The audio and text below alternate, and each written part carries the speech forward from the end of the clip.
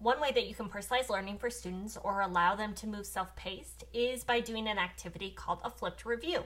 You can do this at the end of a unit or possibly at the beginning of a unit to review material that might have a connection to material you're about to cover, or a review right before an assessment. This is a flipped review, and what I did is I created just a page that said flipped review in Google Slides. I put insert topic so you could put your topic here. The second page is complete the activity in this order. I used some images just so that I could be very consistent across the slideshow on what those images meant. I gave them some instructions on like reading the description for each of the videos, paying close attention to the objectives and the outcomes that I list next to that video, to watch the video and to watch it as many times as you feel necessary, and then to take the Google Form assessment. I created another video on how to create multiple Google Forms but have them go into the same spreadsheet, so you might take a look at that so that you're not opening up multiple spreadsheets, but you're able to just open up one spreadsheet and move from tab to tab or sheet to sheet in order to get the information you need from each student. But let's say this is a first video. So what I would do is I put the video title here. As you can see, I put the symbols, put a video description or outcomes or objectives, and input your text there. And then go over here and insert your video. And these are the instructions on how to insert the video, but you're just gonna go over to insert. You're gonna go to video. And then let's say I wanted a video on Symbaloo.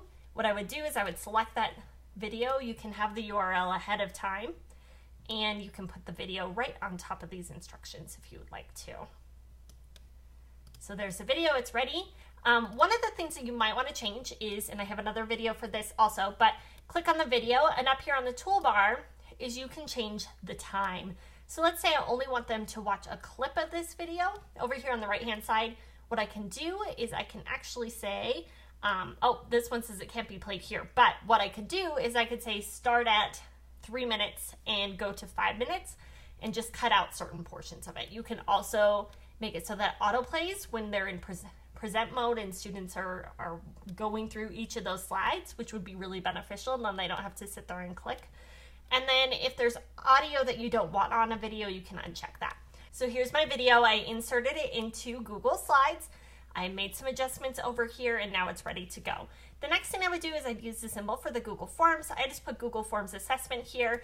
What you could do is highlight this, make your Google Form, go up here to the hyperlink, and take the shared link from your form and paste it right here. Hit apply.